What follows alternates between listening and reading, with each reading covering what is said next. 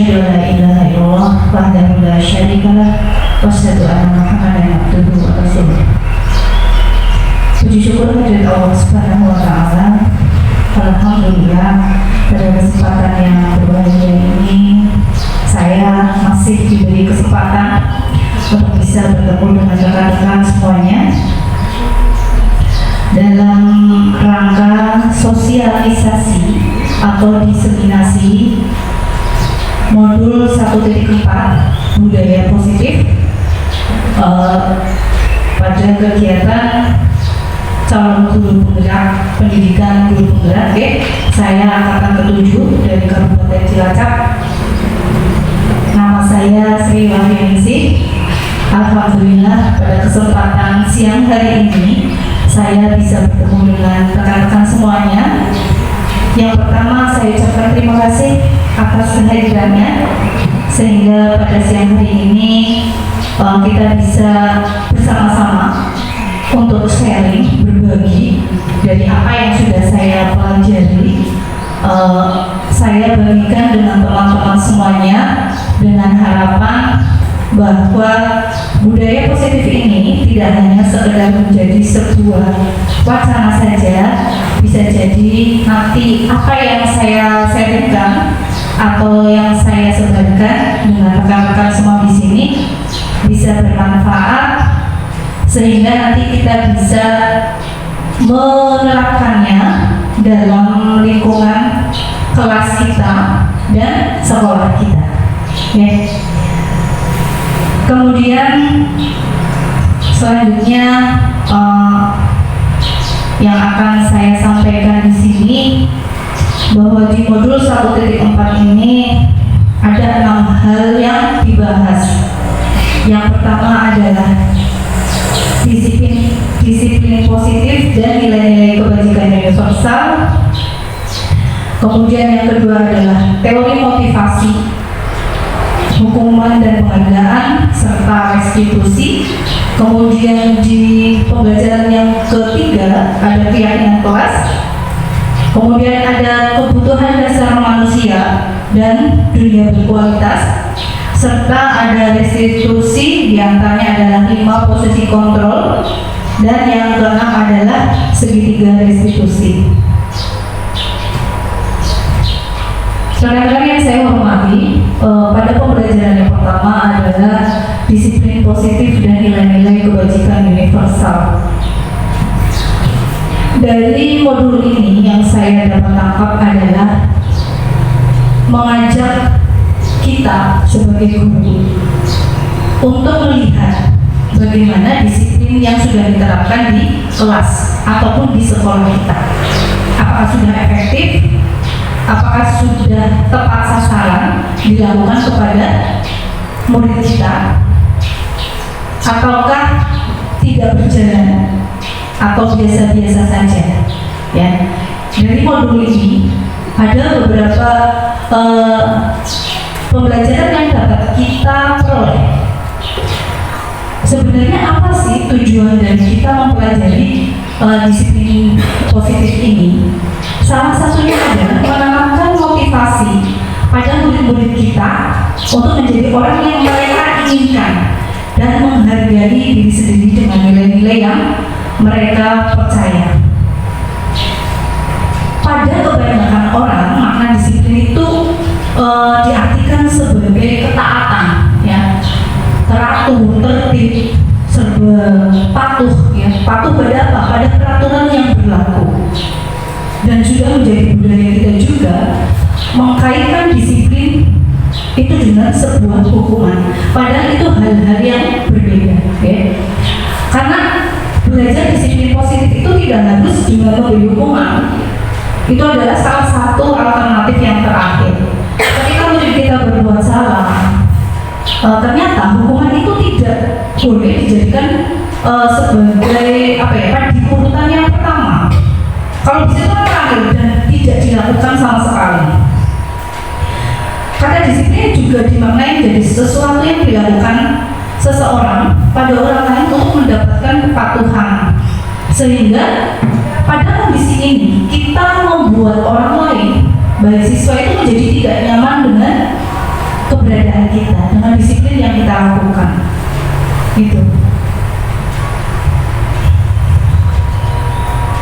Selanjutnya, kita lihat dari pandangan Ki Hajar Dewantara. Jadi kalau kita lihat, beliau itu sudah jauh-jauh hari memberikan pemahaman kepada kita bahwa di mana ada kemerdekaan, disitulah harus ada disiplin yang kuat. Sungguh pun disiplin itu bersifat self disiplin, yaitu kita sendiri yang mewajibkan kita dengan sekeras-kerasnya. Tetapi itu sama saja, sebab jikalau kita tidak dapat melakukan self disiplin, wajiblah penguasa lain mendisiplinkan diri kita, dan peraturan demikian itu harus ada di dalam suasana yang merdeka. Jadi pandangan Ki Hajar Dewantara di sini, beliau menginginkan bahwa disiplin itu adalah disiplin dari diri kita sendiri, bukan dari orang lain yang mendisiplinkan kita. Self disiplin adalah disiplin diri. Jadi ada kemauan, kesadaran dalam diri kita, kita harus disiplin atas dasar keinginan kita sendiri. Tapi kalau kita tidak bisa, maka kita memerlukan orang lain di sekitar kita, yaitu penguasa, untuk mendisiplinkan kita. Misalnya di sekolah, bisa jadi murid belum bisa disiplin. Tugas guru bukan mengatur kamu harus bangun jam sekian, jadi kamu tidak terlambat, tetapi bagaimana kita bisa memotivasi siswa untuk bisa menumbuhkan kesadaran dalam dirinya bahwa saya harus disiplin berangkat ke sekolah. Seperti itu. Jadi disiplin yang dimaksud dari pandangan Ki Hajar Dewantara itu sejalan dengan dianegosen, yang artinya disiplin dari bahasa Latin yaitu disiplina, belajar, dan juga berasal dari akar kata disiplin atau yang diartikan murid atau pengikut. Untuk menjadi seorang murid atau pengikut, seseorang harus paham betul alasan mengapa mereka mengikuti suatu aliran atau ajaran tertentu, sehingga motivasi yang terbangun adalah motivasi intrinsik.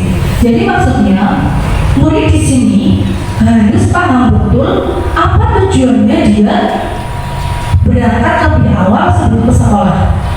Ya, jadi kalau misalnya datang terlambat, bukan gurunya yang kemudian mendisiplinkan, karena itu berarti motivasinya dari luar. Tetapi bagaimana seorang guru harus bisa memunculkan kesadaran dari dalam diri siswa supaya berangkatnya tepat waktu. Itu tentang makna disiplin.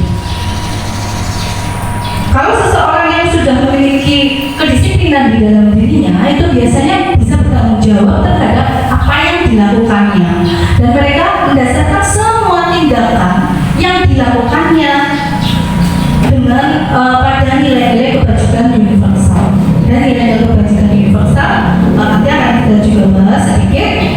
Dan tugas kita sebagai pendidik adalah bagaimana bisa menciptakan anak-anak yang memiliki disiplin diri sehingga mereka bisa berperilaku dengan mengacu pada nilai-nilai kebajikan universal dan memiliki motivasi intrinsik bukan ekstrinsik. Jadi yang perlu kita garis bawahi di disiplin positif ini adalah disiplin yang intrinsik, ya, disiplin yang muncul dari diri kita sendiri, bukan dari orang di sekitar kita. Kalau tadi sudah disebutkan nilai-nilai kebajikan universal, apa sih yang maknanya? Jadi nilai-nilai kebajikan adalah sifat-sifat positif manusia yang merupakan tujuan mulia yang ingin dicapai setiap individu. Jadi kita punya nilai yang dituju, tidak hanya murid kita, ya, pendidik juga punya nilai-nilai yang harus kita tuju. Supaya apa? Supaya kita tahu, oh berarti ketika saya memberikan motivasi kepada murid, oh kita sudah melaksanakan terlebih dahulu, kita sudah tahu apa yang kita tuju, sehingga kita tidak menyesatkan anak kita. Kita kan nggak mungkin, kita harus punya arah. Nilai disiplinnya misalnya di situ, ya. Kalau nilai kebajikannya menjadi tujuan pendidikan saat ini adalah profil pelajar Pancasila, ya. Sebenarnya banyak sekali nilai-nilai kebajikan, ya. Tetapi yang saat ini sedang adalah profil pelajar Pancasila. Saat ini yang menjadi tujuan kita adalah membentuk profil pelajar yang beriman dan bertakwa kepada Tuhan Yang Maha Esa dan berakhlak mulia, kemudian mandiri, bernalar kritis, kebinekaan global, gotong royong dan kreatif. Ini yang menjadi tujuannya. Jadi bagaimana kita bisa menjadikan siswa kita memiliki disiplin yang positif, disiplin dari dalam dirinya untuk bisa meraih tujuan. Tujuannya apa? Kalau saat ini adalah profil belajar Pancasila. Okay. Kemudian di pembelajaran yang berikutnya, yaitu tentang teori motivasi, hukuman, dan penghargaan atau restitusi. Teori motivasi atau teori motivasi yang berdasarkan motivasi dalam berperilaku itu ada 3. Sebenarnya apa sih manusia, kenapa menjadi termotivasi? Ternyata ada 3. Yang pertama adalah menghindari ketidaknyamanan atau hukuman. Saya berangkat awal dari rumah supaya saya tidak dihukum atau ditegur oleh kepala sekolah, maka saya harus berangkat gaji, karena tujuannya adalah takut, ya, takut mendapat teguran, ada hukuman di situ. Kemudian yang kedua, motivasi seseorang itu adalah untuk mendapatkan imbalan atau penghargaan dari orang lain, supaya saya di akhir tahun mendapatkan sertifikat menjadi guru teladan. Misalnya saya harus berangkat awal, biasanya suka ada di sekolah-sekolah ya, memberikan reward kepada murid ataupun kepada gurunya. Itu disebut penghargaan. Kemudian motivasi yang ketiga adalah untuk menjadi orang yang mereka inginkan dan menghargai diri sendiri dengan nilai-nilai yang mereka percaya. Jadi kita berharap siswa kita idealnya mempunyai motivasi yang di poin yang ketiga ini, yaitu untuk menjadi orang yang mereka inginkan dan menghargai sendiri dengan nilai-nilai yang mereka percaya. Supaya apa? Kalau siswa ataupun kita sendiri disiplin hanya karena menghindar dari hukuman itu bisa saja ya, tetapi itu tidak akan melekat lama dalam kehidupan sehari-hari. Kalau misalnya nanti kita tidak mendapat teguran, bisa jadi kita kemudian datangnya telat. Siswa datang telat jam 7 di jurnal dibiarkan saja. Ya, akhirnya saya tidak dihukum, kan? Maka kita kan menjadi terus menerus. Begitu juga dengan guru. Kepala sekolahnya juga diam saja. Akhirnya bisa awan-awanan, ya, agak menjadi siang berangkatnya. Kemudian kalau ingin mendapatkan penghargaan, ternyata ketika kita berharap mendapatkan penghargaan atau pujian, ketika orang itu tidak memberikan pujian kepada kita, yang didapat adalah rasa kecewa. Maka motivasi yang harus kita tumbuhkan kepada diri kita atau bahkan diri kita sendiri adalah yang ketiga, berusaha menjadi, yaitu untuk menjadi orang yang mereka inginkan dan menghargai diri sendiri dengan nilai-nilai yang mereka percaya. Nilai-nilainya yang apa tadi? Bertakwa kepada Yang Maha Esa, berakhlak mulia, bernalar kritis, ya. Apakah semuanya harus terwujud? Itu adalah proses ya. Jadi tujuan itu, cita-cita yang harus kita capai itu kan proses. Satu-satu dulu yang mana, nah, itu terlaksana, insya Allah. Kita tadi membahas tentang motivasi, ada 3 dari motivasi. Kemudian selanjutnya tentang hukuman atau punishment. Di dalam kamus bahasa Indonesia itu punishment diartikan sebagai tindakan pendidikan yang sengaja dan secara sadar diberikan kepada anak didik yang melakukan suatu kesalahan agar anak didik tersebut menyadari kesalahannya dan berjanji dalam hatinya untuk tidak mengulanginya lagi. Ya. Hukuman, punishment. Hukuman bisa berupa fisik ataupun psikis. Jadi boleh disakiti oleh suatu perbuatan atau kata-kata dari gurunya, misalnya begitu. Dan ini adalah sekali lagi, kalau hukuman itu kan bersifat tidak terencana. tidak mungkin seorang guru akan menghukum siswanya dengan berencana, itu tidak mungkin. Biasanya hanya seketika.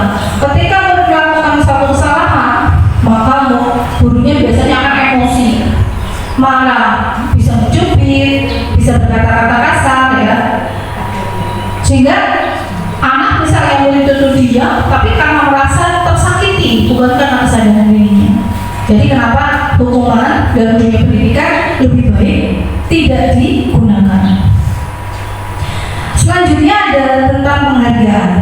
Ya, penghargaan atau reward adalah suatu bentuk penghargaan atau imbalan balas jasa yang diberikan kepada seseorang atau sekelompok orang karena telah berperilaku baik, melakukan suatu keunggulan atau prestasi, memberikan sumbangsi atau berhasil melaksanakan tugas yang diberikan sesuai target yang diterapkan.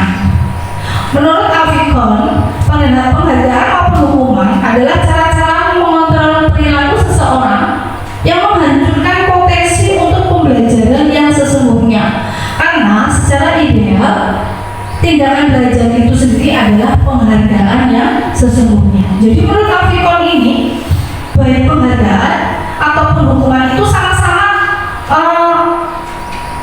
justru menghancurkan potensi siswa. Contohnya, ketika siswa berprestasi, suatu ketika saya memberikan sebuah hadiah karena rasa senang, ya. Tetapi ketika anak tersebut meminta kembali dan gurunya tidak memberikan apa yang diinginkan oleh siswa tersebut, anaknya jadi kecewa. Kenapa? Karena ternyata yang timbul di dalam hatinya adalah, oh pasti bu guru aku hadiah. Jadi kalau tidak diberikan pasti kecewa, sedih, melangsa. Kenapa aku tidak diberikan penghargaan? Akibatnya apa? Lah, aku nggak mau lah. Ya, aku nggak mau belajar lagi. Kenapa? Kemarin dikasih hadiah, sekarang enggak. Ya, jadi muncul di dalam diri anak, baik dikasih penghargaan ataupun apalagi hukuman, ya, rasa kecewa di dalam diri. Jadi ternyata dari penghargaan maupun hukuman itu kita bisa mengontrol perilaku siswa, tetapi hanya dalam jangka pendek, tidak dalam jangka panjang seterusnya, ya. Jadi tiba-tiba patuh tetapi tidak untuk di kemudian hari. Ini berdasarkan dari pengamatan Alfikon, ya, penghargaan yang nilainya sama dengan menghukum ternyata punya pengaruh dari jangka panjang dan jangka pendek. Yang telah tadi saya sebutkan bahwa penghargaan itu tidak selamanya baik. Memang pada saat itu menjadi termotivasi ketika siswa diberikan penghargaan, kemudian di kemudian hari ketika melakukan hal yang sama tetapi kemudian tidak diberikan, maka akan menjadi kecewa dan merasa malas melakukan efektif. Dan penghargaan ini terbukti tidak efektif, ya, untuk mendisiplinkan siswa atau menumbuhkan motivasi. Penghargaan juga merusak hubungan, bisa jadi merusak hubungan murid dengan siswa. Ketika siswa berprestasi kemudian biasa diberikan penghargaan, misalnya anak ya kelas 1 biasa diberi bintang oleh bu gurunya.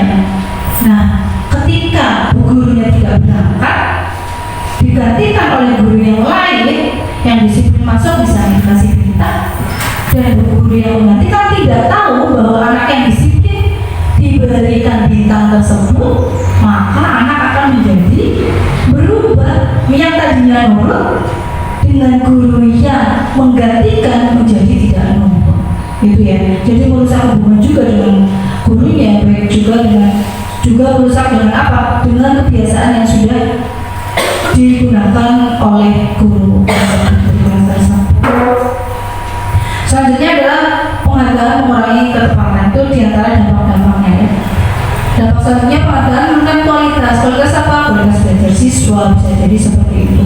Kemudian mematikan kreativitas siswa yang tadinya kreatif karena keinginannya sendiri, begitu dapat penghargaan tapi kemudian tidak mendapatkan, menjadi malas, menjadi berhenti, tidak mengasah kreativitasnya. Penghargaan juga bersifat menghukum, ya, tadi itu buahnya sebutkan tadi. Dan yang terakhir motivasi dalam diri siswa. Intinya apa? Dari yang tadi itu, penghargaan dan hukuman tadi, sekali lagi itu adalah pilihan yang terakhir kalau bisa untuk mendisiplinkan siswa. Lalu selanjutnya apa sih yang kita gunakan? Disiplin positif yang bisa kita laksanakan. Disiplin positif yang bisa kita laksanakan disebut dengan restitusi, ya. Restitusi merupakan sebuah pendekatan untuk menciptakan disiplin positif, di mana di dalamnya itu ada dua macam, konsekuensi dan restitusi. Disiplin dalam bentuk konsekuensi itu sudah terencana atau disepakati, sudah dibahas dan disetujui oleh murid dan siswa. Sebagai contoh begini, di kelas siswa dan guru melakukan kesepakatan bersama bermain ketika istirahat. Jika kalian bermain pada saat belajar, maka mainannya akan berguru sita. Setuju? Itu biasanya di awal tahun belajarnya. Itu terkait dengan keyakinan atau kesepakatan kelas yang baru. Itu adalah kesepakatan. Kalau siswa mengatakan setuju, maka itu adalah kesepakatan antara siswa dan guru. Itu ada konsekuensinya. Jadi ketika siswa melakukan permainan, membawa mainan dan bermain di dalam kelas, maka bu guru mengingatkan apa konsekuensinya ketika mainan atau bermain pada saat belajar mainannya diambil atau disita. Itu diingatkan, itu konsekuensi. Itu boleh, itu namanya disiplin positif.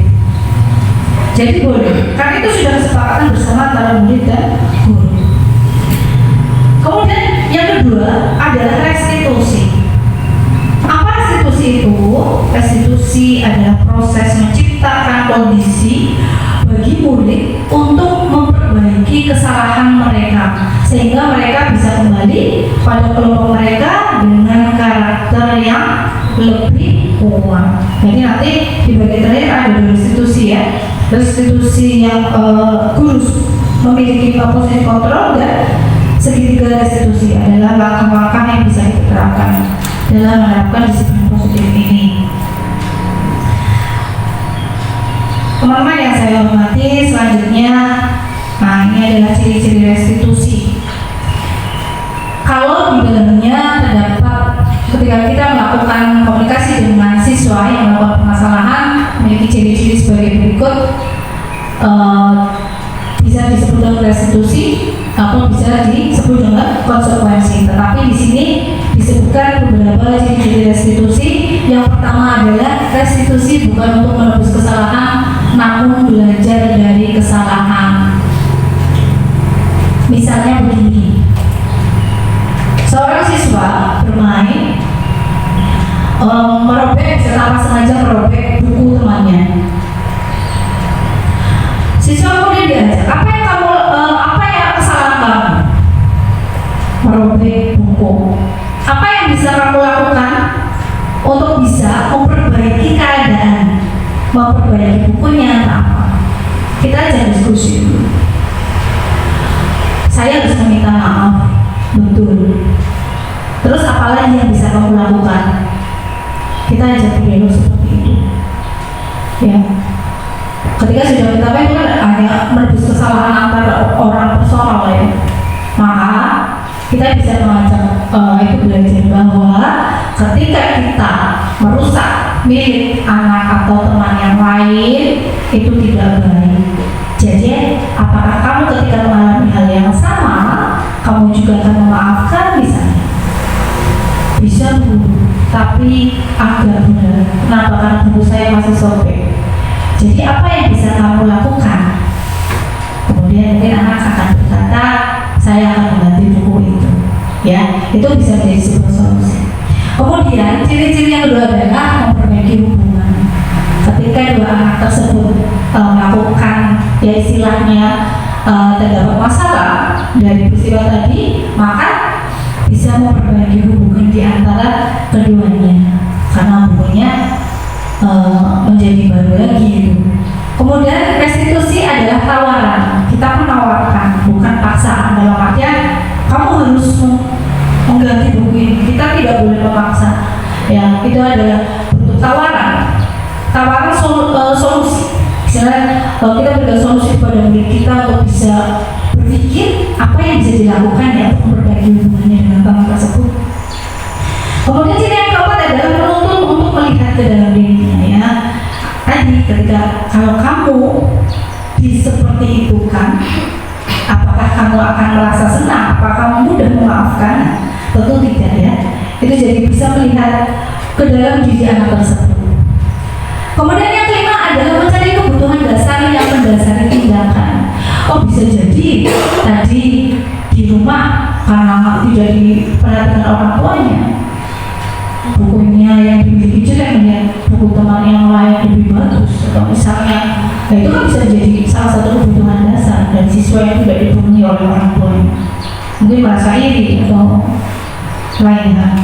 Kemudian ciri-ciri yang selanjutnya adalah restitusi diri adalah cara yang paling baik dilakukan ya. Selanjutnya restitusi fokus pada karakter bukan pada tindakannya. Jadi karakter siswanya bukan pada tindakan yang dilakukan. Ciri yang selanjutnya adalah menguatkan. Jadi kita posisinya menguatkan siswa untuk bisa mengambil sebuah keputusan. Restitusi fokus pada solusi bukan pada kejadian ya, bukan pada proses ya. Kita mencari solusinya apa yang terbaik karena biasanya ketika anak punya masalah itu kita seringkali tanpa sadar kayak gitu ya, mengucapkan ya itu padahal yang harus kita fokuskan adalah solusinya bukan pada kejadiannya. Kemudian yang terakhir adalah membalikan murid yang berbuat salah kepada kelompoknya. Ketika seorang anak yang melakukan kesalahan merasa malu, minder, maka dengan restitusi kita mengembalikan kepercayaan diri anak supaya bisa bermain bersama dengan pemain yang lain. Misalnya sudah saling memaafkan, maka langkah selanjutnya adalah bermain kembali bersama siswa-siswa yang lainnya, teman-teman yang lainnya. Baik teman-teman yang saya hormati, pembelajaran selanjutnya adalah keyakinan kelas. Apa yang ada di dalam modul ini di pembelajaran 2.3 tentang keyakinan kelas. Keyakinan kelas merupakan nilai-nilai kebajikan atau nilai-nilai keselamatan yang disepakati bersama untuk dicapai bersama-sama semua warga sekolah. Keyakinan kelas itu sebenarnya seperti tata tertib di kelas, tetapi yang berbeda adalah ketika membuat tata tertib itu dilakukan bersama-sama dengan anak, disepakati dengan anak. Jadi kalau tata tertib kita yang membuat 1, 2, 3, nah kalau keyakinan kelas 3, keyakinan kelas adalah sebuah tawaran ya, kesepakatan antara guru dan murid. Bagaimana caranya? Ini ada disebutkan di modul tersebut. Pembentukan keyakinan kelas yang pertama bersifat abstrak, yang kedua berupa pertanyaan-pertanyaan yang universal, yang ketiga dalam bentuk positif, yang keempat tidak terlalu banyak, yang kelima dapat diterapkan di lingkungan sekolah, yang keenam semua warga sekolah berkontribusi, dan yang terakhir bersedia meninjau kembali keyakinan kelas dari waktu ke waktu. Misalnya begini, di kelas 2 saya pernah membuat keyakinan kelas karena kebetulan waktu itu saya mengaku di kelas 2 ya. Sebenarnya ini sulit sekali karena keyakinan kelas yang dibuat itu berada di kelas rendah. Cara kita berbicara kepada mereka, menjelaskan keyakinan kelas saja itu sudah sulitnya luar biasa. Apa sih guru keyakinan kelas itu? Jadi maka saya memaknai sebagai kita buat tata tertib bersama-sama. Itu bahasanya, bahasa yang paling mudah. Misalnya tadi, 1. Bermain ketika istirahat. Sepakat? Oke.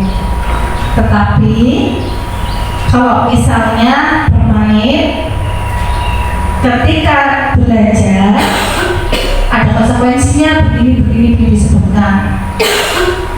Setuju atau tidak? Setuju. menulis. Jadi kita masih mendikte, kita masih punya gurunya punya ide apa supaya kelasnya menjadi baik, maka siswanya kemudian menyetujui apa yang diucapkan. Padahal sebenarnya tidak seperti itu. Keyakinan kelas itu sebenarnya ide dari siswa. Misalnya di kelas 6, kamu pengen apa sih? Jam berapa? Misalnya jam 7, oke jam 7. Kalau misalnya tidak masuk jam 7, mau diapakan istilahnya? Apakah suruh membaca? Apakah suruh lari di lapangan misalnya? Ataukah akan duduk di depan menunggu jam selanjutnya atau bagaimana? Itu kesepakatan awal. Jadi keyakinan kelas ini sebenarnya ketika kita menawarkan, maka kita memberikan motivasi pada siswa untuk berpikir apa ya yang saya ingin lakukan di kelas ini. Nah, kita memberikan kertas lah, silakan ditulis apa yang mau kamu lakukan atau apa yang kita sepakati bersama, tulislah seperti itu. Kemudian ada yang menuliskan di papan tulis juga, itu di kelas 2 ini tadi ya. Selain di kertas, kemudian ada yang menuliskan di papan tulis, karena ternyata setelah ini sama, saya mau berangkat tepat waktu, saya tidak akan membuang sampah di laci. Kalau misalnya saya membuang sampah di laci, maka saya akan menyapu kelas, seperti itu. Dan semuanya setelah ditulis, kemudian disepakati oleh teman-teman yang sama, setuju atau tidak, sepakat atau tidak, itu disepakati oleh teman-teman semuanya. Kemudian itu menjadi satu keputusan bersama. Kita tulis yang pertama, tidak membuang sampah di laci, itu ditulis dan disepakati. Kemudian yang kedua dan ketiga, apakah semuanya kemudian melakukan hal itu? Tidak. Jadi yang namanya anak pasti akan suatu masa tidak akan menuruti apa yang sudah tertulis di keyakinan kelas. Ya. Setelah ditulis, kemudian kita sosialisasikan di kelas, ditempel di tembok, itu belum tentu semuanya akan dilaksanakan. Jadi apa? Nah, kemarin itu kita meninjau ulang kembali. Jadi keyakinan kelas kita itu bisa berubah, tidak paten. Satu semester bisa jadi keyakinan kelas itu akan berubah, bisa jadi 12 kali. Apa yang perlu ditambahi, apa yang kurang. Ya. Tata tertib yang kita buat bersama itu bisa berubah. Jadi tidak paten selama 1 tahun harus itu, dan tidak banyak.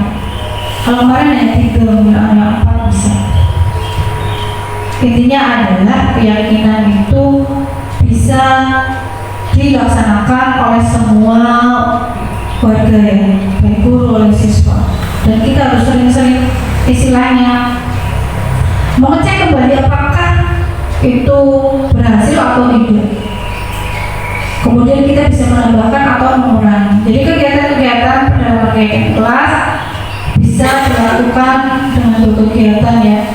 Itu kalau di modul itu ada kegiatan tampak seperti atau tidak tampak seperti. Misalnya tampak seperti berangkat awal, tidak tampak seperti berangkat tidak berangkat awal. Jadi kebalikannya lah. Kalau saya memahaminya begitu. Kemudian yang kedua adalah kegiatan tugas saya dan tugas kamu.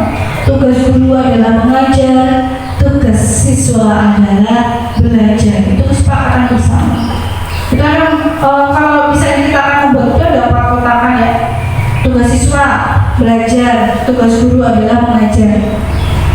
Tugas guru bukan misalnya menghukum, tugas siswa bukan apa seperti itu.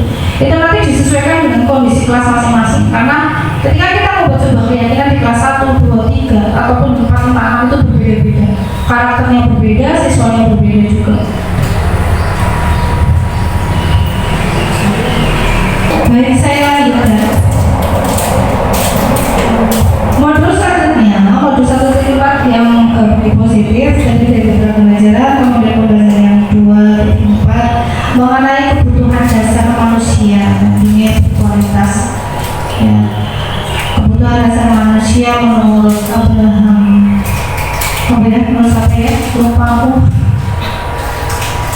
Kebutuhan dasar manusia itu ada 5. Yang pertama adalah bertahan hidup, kemudian ada yang kedua adalah kasih sayang dan rasa diterima, kemudian yang ketiga adalah kebebasan, yang keempat adalah kesenangan, dan yang kelima adalah penguasaan.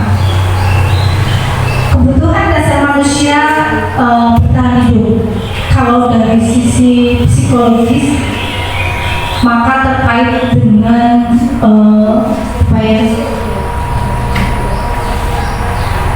keturunan, ya, bagaimana dia bisa mempertahankan kehidupannya dengan anak keturunannya. Kemudian secara biologis manusia harus terpenuhi kebutuhannya, makanan, sandang, pangan, papan, ya. Dan kemudian kebutuhan dasar manusia yang kedua, kasih sayang dan rasa diterima. Bagaimana seorang siswa ataupun kita sendiri sebagai makhluk dewasa, sebagai orang dewasa, tercukupi kebutuhan kasih sayangnya, diterima, rasa diterima. Mendapatkan kasih sayang dari orang tua ataupun tidak mendapatkan kasih sayang dari orang tua ternyata memiliki dampak, cukup memberikan dampak di sekolah, ya, karena nanti akan berpengaruh terhadap perilaku siswa. Misalnya di sini kalau misalnya kurang kasih sayang ataupun diterima oleh keluarganya akan berdampak di kelas atau di sekolah. Kemudian kebebasan, bagaimana seorang siswa harus terpenuhi kebutuhan dasar manusia, yaitu berupa kebebasan. Kebebasan untuk apa? Kebebasan untuk berekspresi, kebebasan menyatakan apa yang ada di pikirannya. Kemudian yang keempat adalah kesenangan, bagaimana dia bahagia dengan hal-hal kecil yang dan itu berbeda dengan teman-temannya. Kebutuhan akan kesenangan, kebahagiaan yang tidak bisa dibandingkan dengan teman-teman, tidak bisa disamakan. Karena kebahagiaan kita, misalnya bermain misalnya seperti ini saja itu menyenangkan, bisa membuat kita tertawa-tawa, belum tentu oleh orang lain, ya, dan juga oleh siswa lain itu dianggap bukan berupa kesenangan. Tetapi itu makanya saya sebutkan bahwa kesenangan itu berbeda-beda. Kemudian yang terakhir adalah penguasaan. Seseorang yang punya rasa berkuasa biasanya dimiliki oleh anak yang berjiwa pemimpin, ya, berjiwa pemimpin. Karena apa? Karena memiliki keinginan untuk berkuasa, untuk memimpin. Jadi kalau tidak terpenuhi, itu biasanya akan kecewa. Dia akan mencari di tempat lain, istilahnya. Akan melakukan hal-hal yang tidak baik di kelas misalnya. Kalau kebutuhan dasarnya tidak terpenuhi.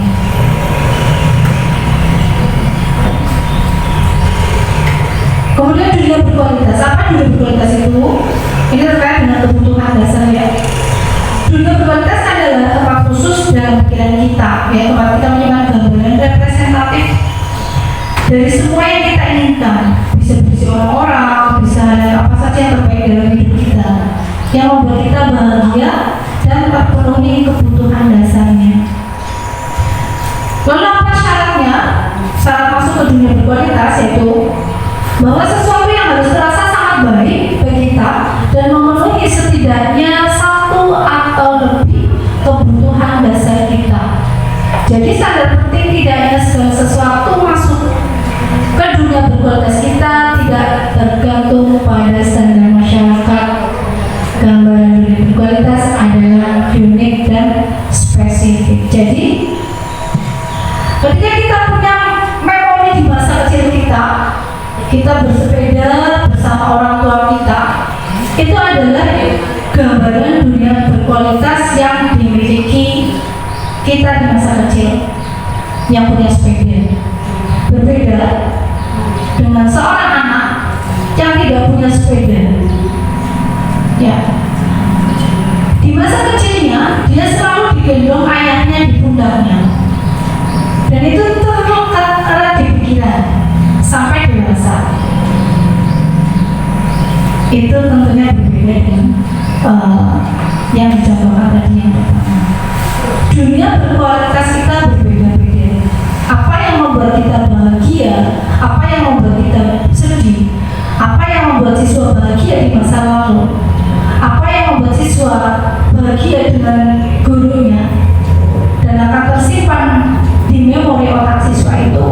itu berbeda-beda. Bisa jadi ketika saya memanggil murid saya yang tadinya bernama Syifa Nur, gitu ya, panggilan Syifa, ketika saya memanggil Nur, dia kan teringat sampai masa tuanya. Kenapa? Karena Nur itu cahaya bagus, mulut bagus, dia kan teringat terus. Semoga begitu ya. Itu teringat, tapi bisa jadi berbeda dengan temannya yang lain. Misalnya guru tiba-tiba marah ya, tanpa sebab menyalahkan adalah bukan pelakunya, itu juga akan menjadikan memori, itu juga menjadi memori tersendiri jawabannya.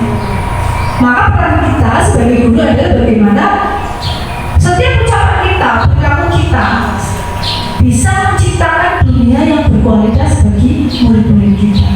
Ya, harus sekecil apapun. Karena kita tidak tahu dan kita tidak bisa membandingkan apa yang menurut satu siswa belum tentu bahagia menurut siswa yang lain. Itu terkait dengan dunia berkualitas. Selanjutnya di pembelajaran 2.5 yaitu restitusi atau 5 posisi kontrol guru. Ini memang 5 posisi kontrol ini harus dimiliki oleh guru ya. Apa saja ya di dalamnya, ada 5 posisi apa saja. Yang pertama adalah guru sebagai penghukum. Penghukum tadi disebutkan ya, ketika seorang siswa melakukan kesalahan, serta-merta kita kadang ya, kalau menghukum itu kan tadi sifatnya adalah tiba-tiba atau serta-merta, tidak direncana. Nabok misalnya, atau jewer, atau misalnya untuk menghentikan kenakalan, itu hukuman bersifat fisiknya. Atau secara lisan, bocah banget banget diatur dengan logat yang keras, suara yang keras. Kamu harus lari keliling lapangan upacara karena kamu sudah melakukan salah. Mengucapkan seperti itu. Di situ guru bertindak sebagai penghukum. Itu contoh sederhananya. Biasanya masih ada yang seperti itu ya. Kemudian 5 posisi kontrol selanjutnya adalah pembuat merasa bersalah. Kita sebagai guru kadang tidak tega untuk menghukum baik secara fisik ataupun lisan. Tetapi karena kita tidak tahan dengan perilaku murid yang tidak baik, misalnya suara kita lembut, tapi merasa bersalah, tapi kita bisa membuat siswa itu merasa bersalah.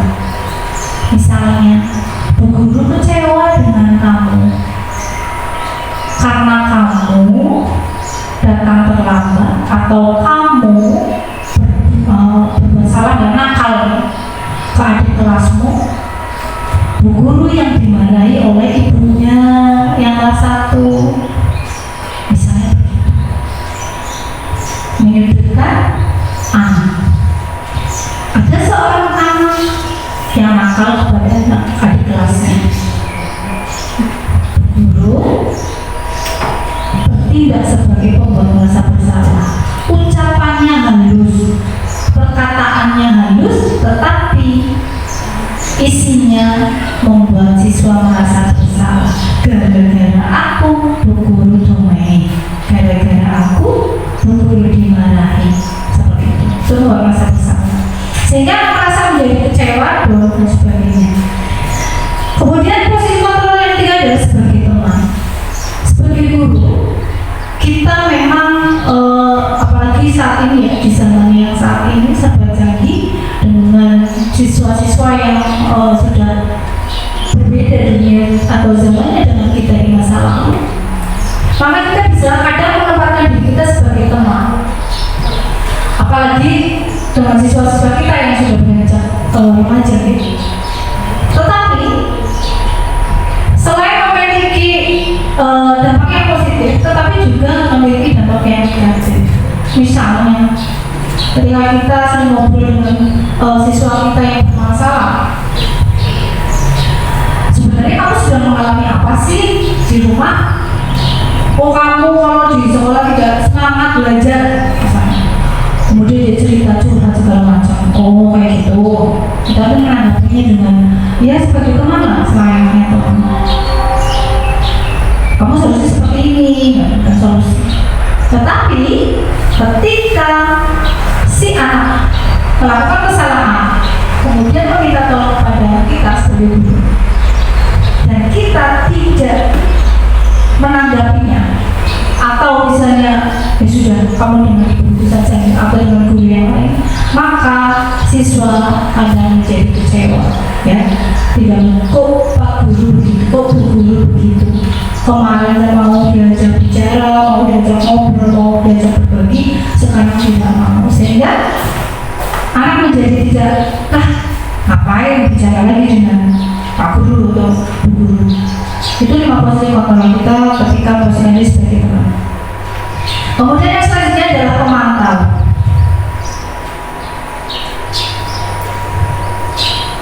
Sebagai pemantau itu apa? Mengawasi. Mengawasi apa? Mengawasi siswa, mengawasi anak.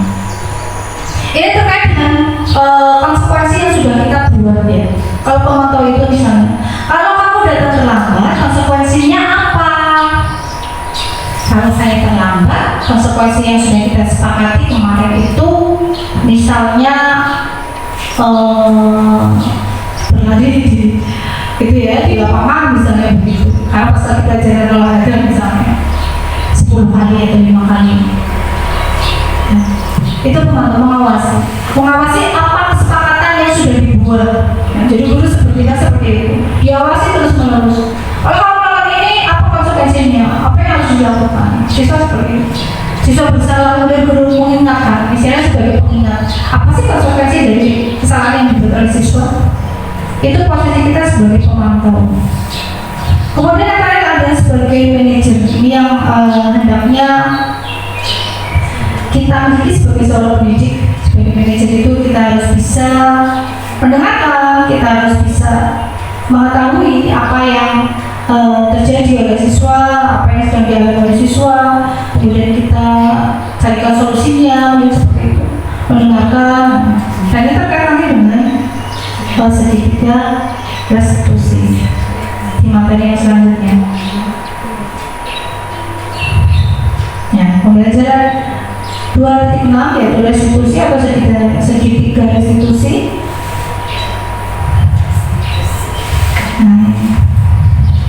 Ya, segitiga restitusi merupakan langkah-langkah dari seorang guru yang ketika mendapatkan siswa melakukan kesalahan misalnya. Ini terkait dengan manajer lagi sebagai posisi kita sebagai manajer. Dasarnya adalah yang pertama menstabilkan identitas, ya. Menstabilkan identitas. Yang pertama dari segitiga restitusi itu menstabilkan identitas diri siswa. Ketika siswa itu melakukan kesalahan, kita semua itu sebagai guru yang hal yang pertama adalah menyadarkan siswa bahwa semua manusia itu pasti bersalah, punya kesalahan. Tidak hanya kalian saja yang melakukan kesalahan, tetapi kita juga. Ya. Kita semua kan melakukan hal yang terbaik yang bisa kita lakukan. Apa sih yang bisa kita lakukan? Nah. Kemudian langkah yang kedua adalah validasi tindakan yang salah. Seorang siswa yang melakukan kesalahan pasti punya alasan atau punya dasar mengapa melakukan hal seperti itu.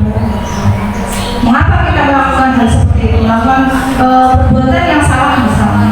Pasti punya alasan dan kita sebagai guru harus bertanya dulu apa sih alasannya. Kita dengarkan apa yang menjadi kesalahan, apa yang alasan mengapa siswa melakukan sebuah kesalahan. Kemudian kita bisa menanyakan keyakinan, ya. Keyakinan yang sudah kita sepakati baik di sekolah atau di kelas atau bahkan di rumah, karena keyakinan itu kan tidak hanya terjadi di sekolah saja, bisa jadi kita di keluarga kita dan anak-anak misalnya itu. Itu terjadi. Tanyakan keyakinannya, apa yang sudah kita sepakati bersama. Kamu itu mau jadi seperti apa sih? Kita memperbaiki kesalahan itu.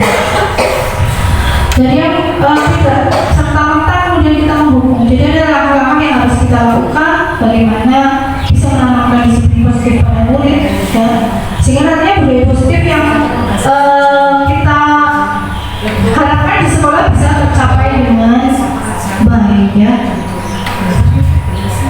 Karena harapannya tentu kita bisa menerapkan disiplin positif di lingkungan sekolah kita tanpa kita melakukan disiplin negatif, yaitu dengan cara memberikan hukuman ataupun memberikan baik fisik ataupun lisan, ya, perkataan yang tidak mengenakan untuk siswa kita. Jadi ada tiga institusi. Yang pertama adalah stabilitas identitas, kemudian yang kedua validasi tindakan yang salah, dan yang ketiga menanyakan keyakinan yang sudah disepakati bersama. Teman-teman yang ada di sini, begitu tadi paparan saya mengenai modul 1.4 yaitu budaya positif. Lalu apa sih yang sudah saya terapkan? Budaya positif apa sih yang sudah saya terapkan di kelas atau di sekolah ini? Tidak banyak yang sudah saya lakukan, ya, mungkin berbeda dengan rekan-rekan yang ada di sini. Jadi nanti kita bertemu, kita bisa sharing, kita bisa berbagi apa yang sudah teman-teman laksanakan di kelas atau sekolah masing-masing. Karena terserah mungkin untuk guru magang dan guru kelas itu berbeda, ya. Kalau guru kelas kan bisa bertemu dengan siswanya setiap hari, jadi bisa membuat apa yang bisa diterapkan gitu. Jadi kalau saya sebagai guru magang hanya ketika 4 jam pembelajaran saja. Yang pertama adalah tadi keyakinan kelas, ya. Itu adalah dokumentasi proses pembuatan keyakinan kelas. Yang pertama, saya meminta siswa untuk mengeluarkan idenya, untuk membangun kira-kira apa sih yang kita sepakati bersama. Misalnya saya membuat satu masing-masing terkait dengan kebersihan misalnya. Oh, Bu Guru, satu ada yang dilarang membuang sampah di rajin, kata jalannya diganti, coba ya, membuang sampahnya di mana harusnya, seperti itu. Itu setiap siswa, ya. Meskipun ini karena di kelas 2, ya, siswa pasti membuang sampah di tempat sampah. Itu yang satu kalimat terus sudah luar biasa, satu kalimat, ya. Karena itu di kelas 2, beda dengan di kelas 6 yang sudah bisa menyatakan dengan banyak gitu. Nah, dari kertas-kertas yang sudah saya bagikan tersebut, ini saya kumpulkan. Kemudian saya meminta beberapa dari siswa saya untuk menuliskan di papan tulis. Oke, salah dari papan. Ditulis di papan tulis, kemudian teman yang lainnya tuh kita membaca bersama, ya. Kemudian menyepakatinya. Nanti jadi ada beberapa keyakinan kelas yang disepakati waktu itu juga sudah. Nah, apa saja? Dari tulisan siswa tadi, kemudian saya membuat infografis keyakinan kelas juga. Yang pertama, berangkat tepat waktu. Ini sebenarnya ada keterangan di bawahnya, ya. Nah, di dalam itu ada siswa sudah tadi 15 menit, begitu juga dengan gurunya. Karena kita waktu sepakat untuk baris depan kelas, kalau mau gurunya nggak datang, ya nanti gurunya dipanggil di kantor, siswanya lari ke kelas, ke kantor mencari gurunya. Nggak mau baris kalau gurunya nggak ada di situ. Itu waktu itu. Kemudian yang kedua, bermain pada saat istirahat. Kalau misalnya ini adalah sebuah konsekuensi di sini. Kalau misalnya bermainnya pada saat belajar, maka ada konsekuensi tadi itu mainannya diambil sama gurunya. Kalau saya tidak sampai membawanya pulang, ya, tapi nanti saya kembalikan. Mau nangis anaknya, biar anaknya nangis, saya mainannya diminta gurunya. Kemudian yang ketiga, bermain bersama semua teman.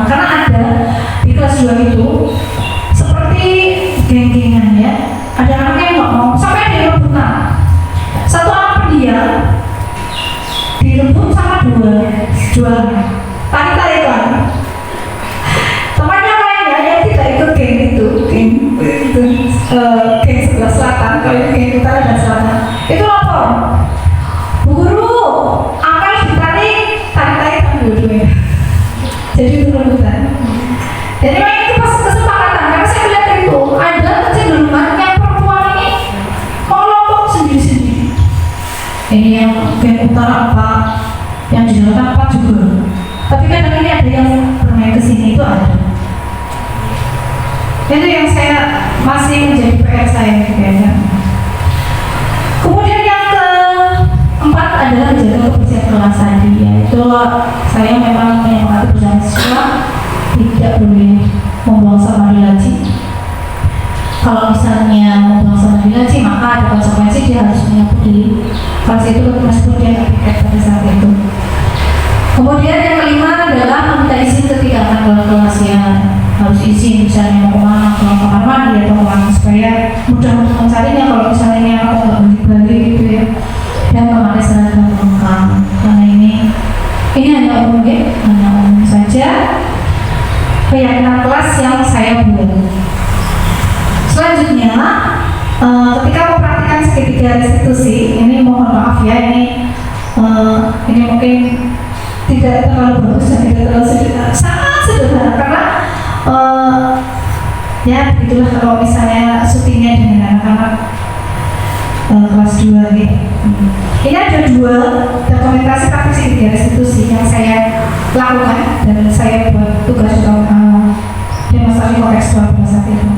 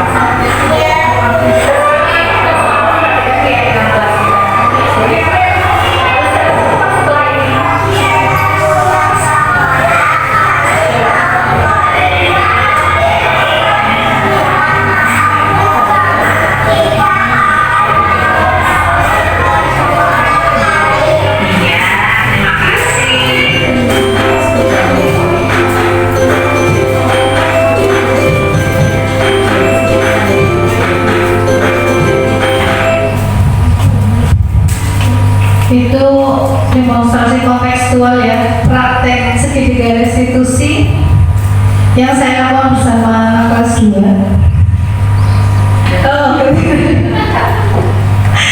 Ya, begitu. Itu salah satu kegiatan segitiga restitusi yang saya lakukan. Contohnya, tetapi biasanya kalau misalnya terjadi kasus pasti akan berbeda-beda penanganannya ya. Kadang saya juga tidak bisa berkata selebih itu juga ketika berlaku. Nah, ini adalah contoh yang kedua.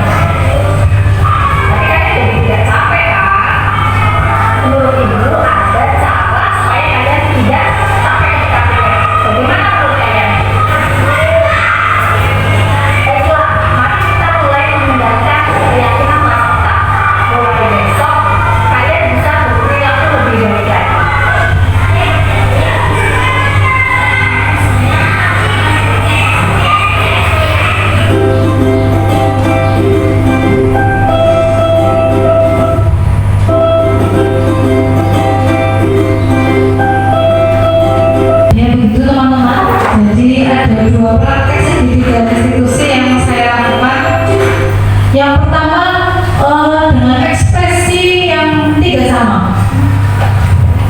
Ya, jadi kalau dengan yang perempuan saya lumayan agak lembut, yang laki-laki agak-agak jujur-jujur gimana gitu. Ya itu yang saya pernah bertanya ke fasilitator pada saat itu ya.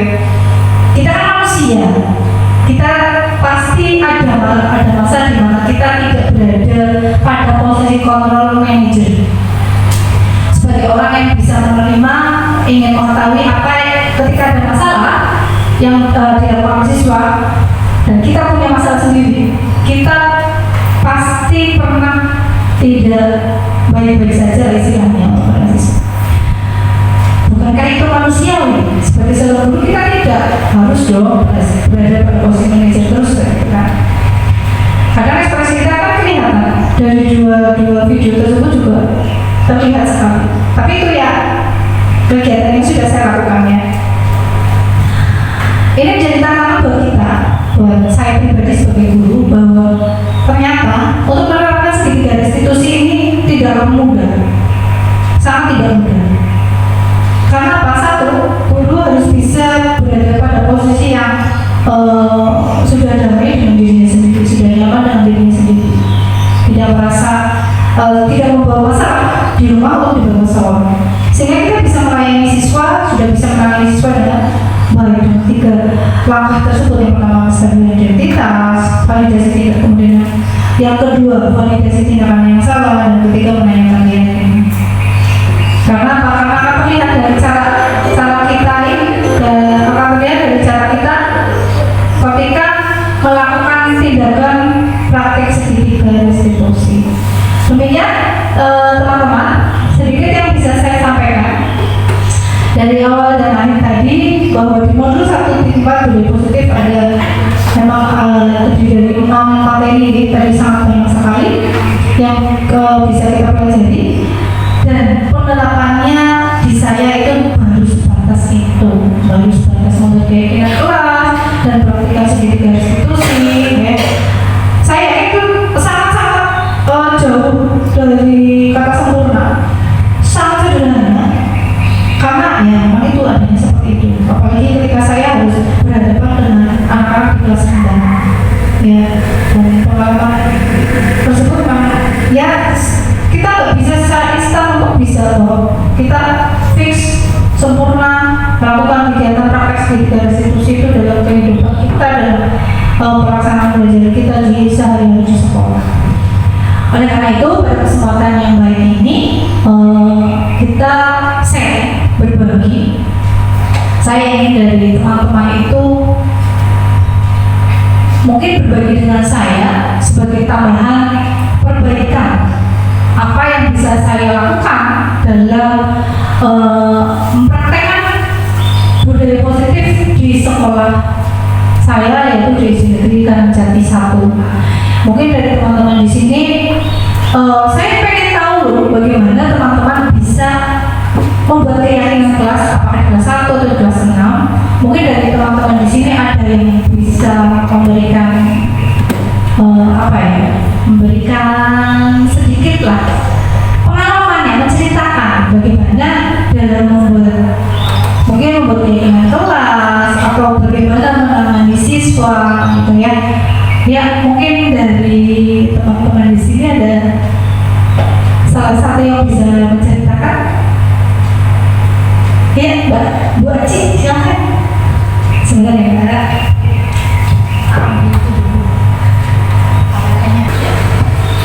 Terima kasih Ibu Sri sebelumnya. Assalamualaikum warahmatullahi wabarakatuh.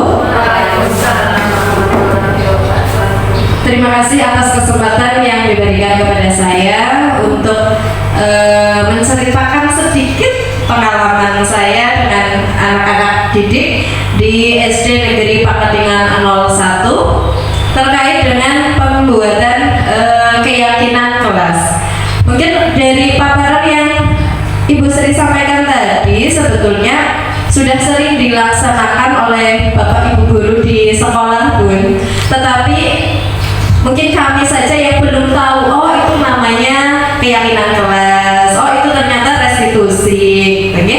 Tapi sebelumnya secara umum Bapak Ibu guru yang lain itu sudah sering melaksanakan di sekolah.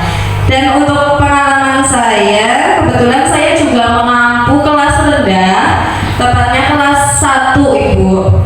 Jadi perlu penanganan khusus ngomong ya. Kita mengajak anak untuk berbicara, tidak seperti kita mengajak orang dewasa atau kelas tinggi untuk berbicara. Kita butuh pendekatan-pendekatan khusus, kemudian dengan kata-kata yang mudah dipahami oleh anak-anak. Salah satunya saya sebelumnya menceritakan tentang kebaikan-kebaikan apa saja sih yang harus mereka laksanakan di dalam kelas. Kemudian kita kenalkan juga tentang hal-hal yang buruk yang tidak boleh mereka lakukan di dalam kelas, sehingga kami secara bersama mulai mempelajari mana ini perbuatan yang baik, ini ternyata perbuatan yang buruk. Dan oleh kelas 1 Ibu itu luar biasa sekali. Kelas 1 sudah bisa menulis, bagi kami sudah luar biasa sekali ya untuk saat ini. Kita tambahkan lagi untuk berpikir kritis, membuat keyakinan kelas. Jadi merefleksikan kembali perbuatanmu itu perbuatan yang bagus apa belum, ayo kita tulis bersama. Misalkan anak membuat tulisan, saya beri tulisan dengan kertas warna supaya lebih menarik, saya bagikan, kemudian anak-anak menuliskan hal-hal baik yang mereka pernah lakukan di dalam kelas.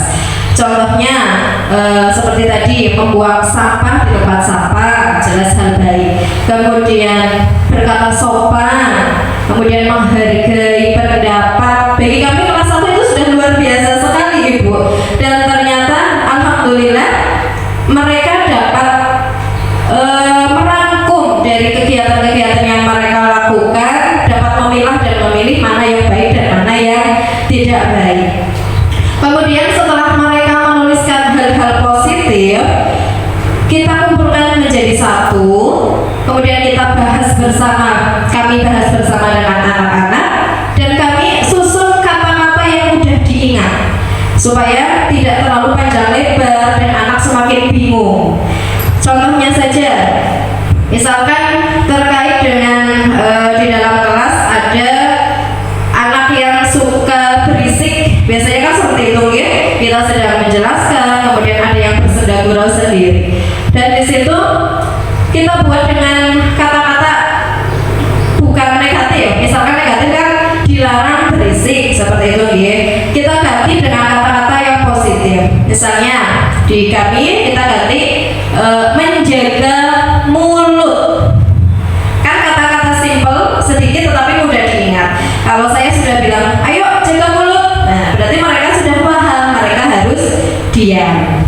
Kemudian yang kedua, sama ketika kita menjelaskan ada anak yang istilahnya apa ini memukul meja sendiri, terkadang bermain seperti itu, sehingga kegaduhan terjadi di kelas. Dan kami juga membuat kata yaitu jaga tangan, supaya mereka menjaga tangannya, tidak memukul-mukul meja, atau ada yang terkadang iseng ngambil barang milik teman, kan juga kita harus menjaga tangan. Itu yang kedua. Kemudian yang ketiga lagi, sering kita lihat ketika kita di depan menjelaskan, anak-anak berkeliling, saling berlari, berkejaran seperti itu. Kita ganti menggunakan dengan kata positif yaitu jaga kaki Ibu. Itu mungkin pengalaman dari kami di SD Negeri Pangkadingan 01. Mohon koreksi bila banyak kekurangan lagi. Terima kasih. Assalamualaikum warahmatullahi wabarakatuh.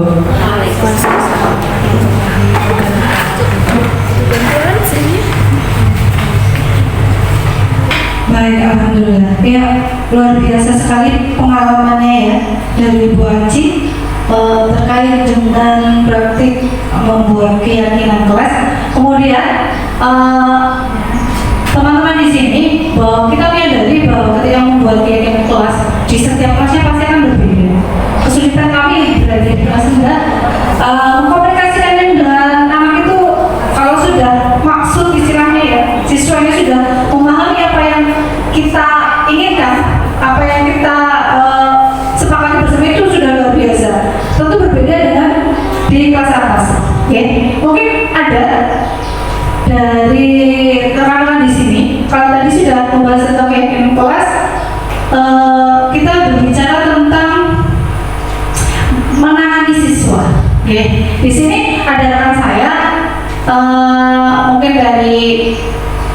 dari SMP juga ada, dari bu guru SMP juga ada, dan dari bu guru kelas 6 ya khususnya. Kita ingin tahu lah seperti apa sih dari beliau-beliau ini ketika di kelas atau di sekolah mereka berdua mungkin nanti bergantian, apakah sama dengan yang kita lakukan di kelas rendah gitu ya. Jadi mohon mungkin dari Bu Parioni dulu nanti bisa sharing apa sih pengalaman yang dilakukan ketika siswa itu bermasalah ya. Monggo. Assalamualaikum warahmatullahi wabarakatuh. Waalaikumsalam warahmatullahi wabarakatuh. Ya, terima kasih teman-teman untuk waktunya. Sedikit perkenalan dulu ya. Saya dari SD Pabrasan, mengaku kelas 6, dan kebetulan domisili itu 27 km dari sini. Saya berasal dari daerah Sokaraja, Banyumas. Dan kebetulan hal ini membuat saya itu bisa membuktikan ke anak-anak kalau bu guru yang jauh saja bisa, kok kamu nggak bisa masuk pagi gitu. Jadi saya itu tadi tertarik sekali dengan yang poin disiplin positif dengan treatmentnya yaitu keteladanan. Itu benar-benar sangat untuk saya, untuk posisi saya itu pas. Jadi di awal tahun ini kelas saya 2022-23 itu 14 putra dan 6 putri. Itu kalau untuk keseimbangan gender apalagi kemanutan sangat jomplang, karena tentu saja anak putra itu agak membutuhkan treatment yang lebih banyak ketimbang anak putri. Dan hal pertama untuk minggu pertama itu saya ingat sekali, saya itu nge-slow dulu. Saya melihat keadaan dulu sambil lihat latar belakang juga. Sesekali saya tanya di mana, sebelah mana rumahnya, dengan siapa mereka di rumah. Ada yang dengan Mbak, ada yang dengan Lilik, bahkan ada yang mungkin serumah beberapa kepala keluarga. Akhirnya minggu kedua atau istilah lainnya di luar masa orientasi ya, itu saya mulai jam 7:15 saya sudah di sekolah. Itu kalau dari rumah sekitar 6 pagi saya udah di depan kelas. Saya lihat dulu siapa yang paling rajin. Kemudian suatu saat saya jam 7:04 udah di depan kelas.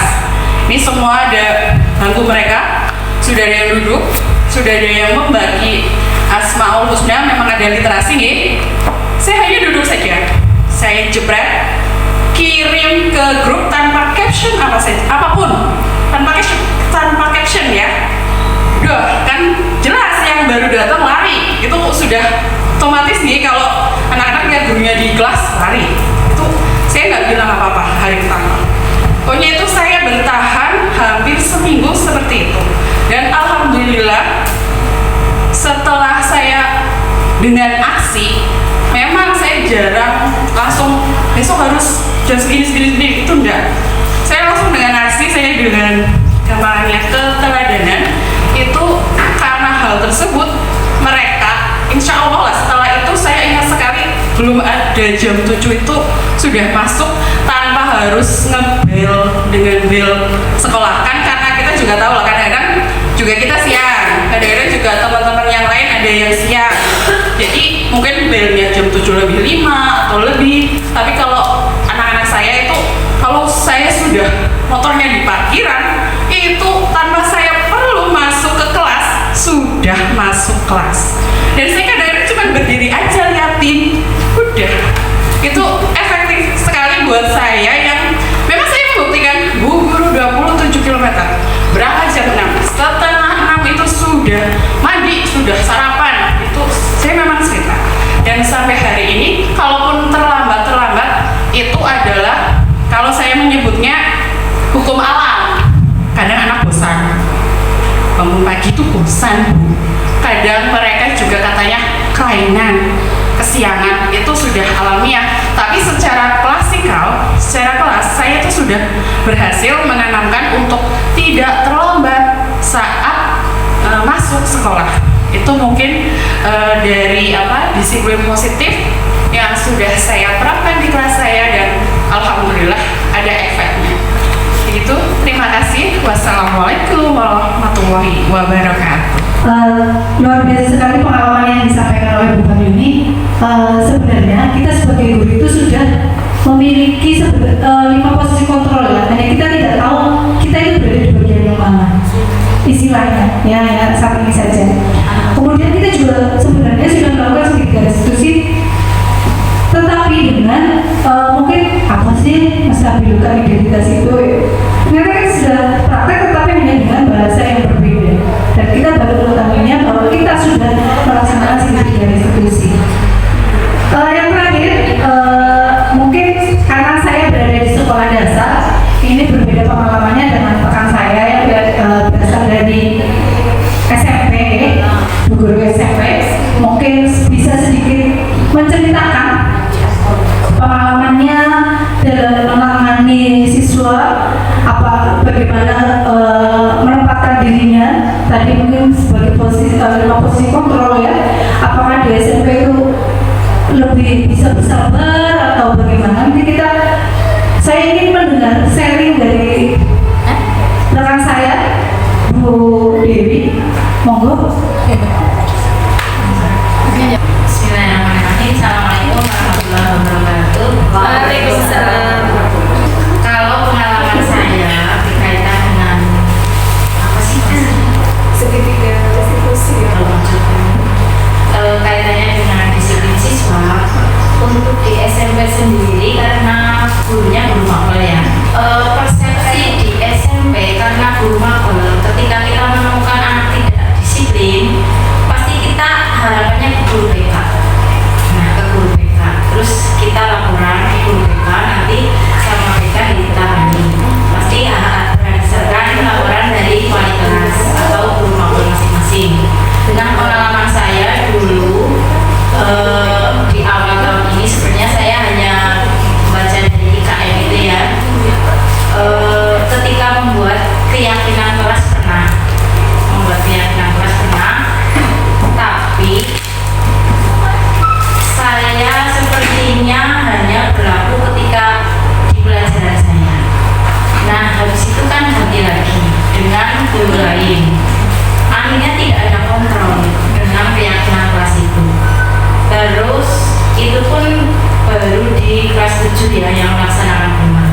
Nah, di tempat saya itu untuk kelas 7 ini malah fokusnya ke P5, karena begitu banyak kegiatan yang harus dilakukan. Kayak kemarin aja saya survei ke Eka Sari untuk pembuatan kerupuk goreng. Itu benar-benar saya merasakan capek sekali, karena benar-benar orang di lapangan itu benar-benar capek. Terus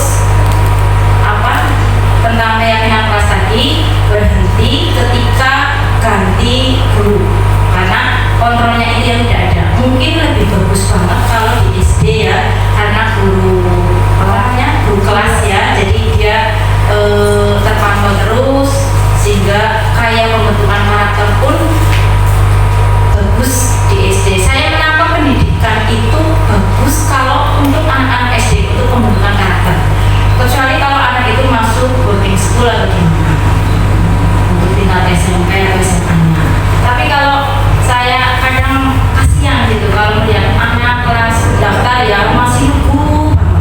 Nah, itu ketika nanti masuk SMP itu ketemu dengan teman, dengan teman yang sangat berbeda jauh dengan lingkungan sebelumnya. Nah, untuk cerita saya punya pengalaman kayaknya sebelum pandemi, saya punya murid itu takut dengan pelajaran saya. Saya ngajar dulu di kelas 7, karena mapel agama otomatis kan ada membaca Al-Qurannya. Nah, ketika membaca Al-Quran ini anak ini tidak masuk, tapi yang disalahkan saya. Terus hasil dari temuan wali kelas, dia cerita kalau anak ini tidak masuk karena takut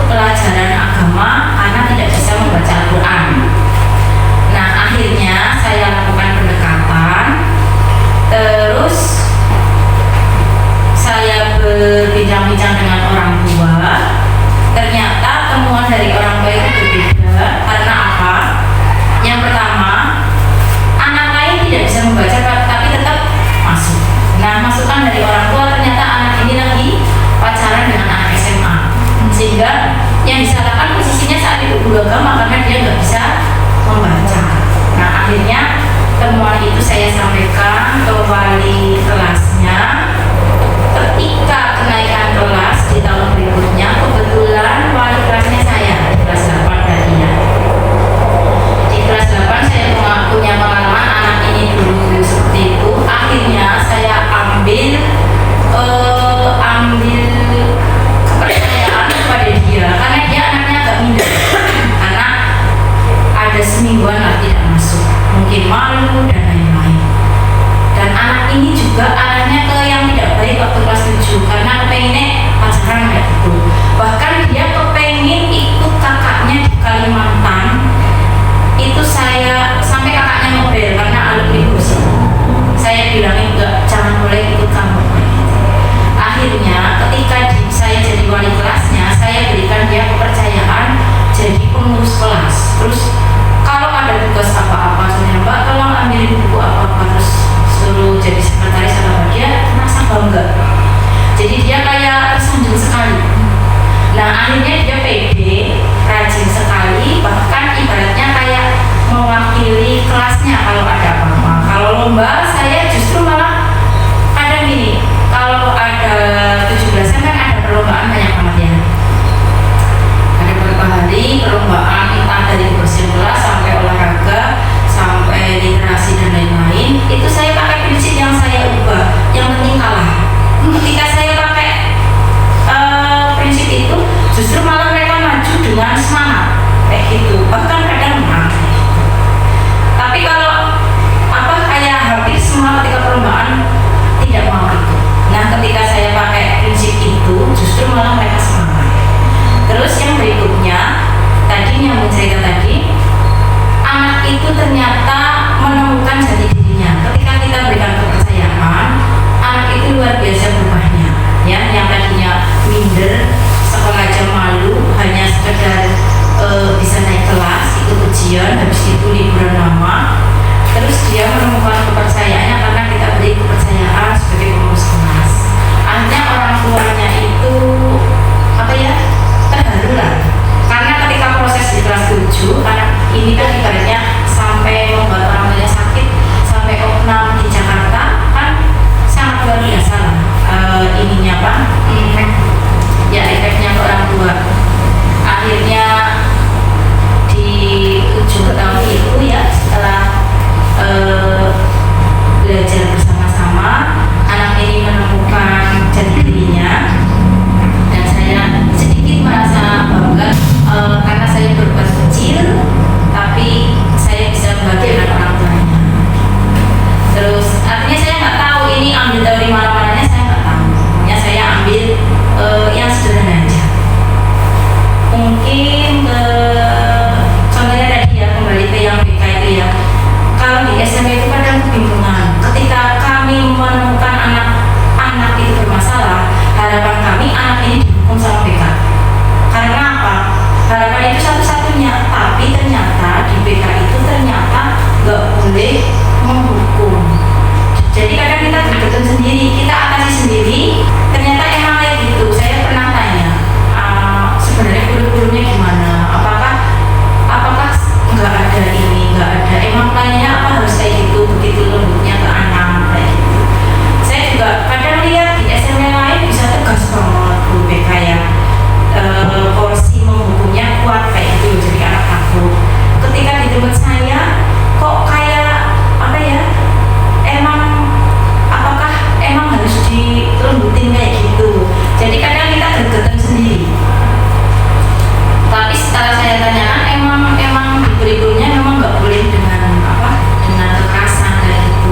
Sehingga saya sampaikan ke mereka sebenarnya biar menghilangkan image BK itu lembek, saya minta ke mereka agar sosialisasi lah bahwa program guru BK emang nggak boleh jadi polisi sekolah gitu. Sehingga kita yang sebagai guru biasa itu tidak menyalahkan pihak BK. Nah kedepannya saya minta masukan dari teman-teman di SD. Mungkin kalau di SD kan sangat lembut sekali ya dengan anak. Kalau di SMP itu yang ketemunya pengen kesemua gitu. Apalagi anak-anak kan pengen banget pengen banget terkenal. saya kasih kurang sabar lah, tingkat kesabarannya tingkat dewan SD lah menurut saya. Oke, terima kasih unek-unek saya, semoga ada jalan keluar. Terima kasih. Assalamualaikum warahmatullahi wabarakatuh. Baik, terima kasih teman-teman sudah berikan pengalamannya, menceritakan sharing pengalamannya, berbagi di forum ini. Alhamdulillah saya mendapatkan banyak hal pengalaman baik dari teman-teman di SD lain, di kelas yang berbeda dan juga dari jenjang pendidikan yang berbeda. Ternyata satu yang saya tangkap dari pembicaraan terakhir dari Bu Dewi, yaitu ketika seorang guru bisa mengetahui dan memenuhi kebutuhan dasar anak tadi ya, ternyata anak itu bisa mencapai prestasi yang gemilang. Tetapi ketika guru tidak bisa mengetahui apa sih sebenarnya jadi kebutuhan dasar anak yang belum dipenuhi sehingga anak bertingkat di sekolah, maka anak tersebut masih menjadi apa ya, problema pembuat masalah ya di sekolah. Jadi selama guru belum tahu sebenarnya apa yang menjadi kebutuhan dasarnya yang belum terpenuhi, maka anak bisa jadi akan menjadi pembuat masalah di sekolah, di kelas misalnya. Tetapi ketika guru tadi disebutkan sudah bisa mengetahui, oh kebutuhan dasarnya ini, oh ternyata ini anak kurang kasih sayang, anak ini ingin sebenarnya layak menjadi pemimpin, kemudian bisa tanggung jawab, maka prestasinya menjadi luar biasa. Itu ya dari tanggapan yang saya dapat dari teman-teman. Saya ucapkan terima kasih atas waktu dan kehadirannya di sini. Alhamdulillah kita berada di ujung acara. Sekali lagi saya ucapkan terima kasih kepada rekan-rekan semuanya. Kurang dan lebihnya saya mohon maaf. Wabillahi hidayah. Wassalamualaikum warahmatullahi wabarakatuh. Waalaikumsalam.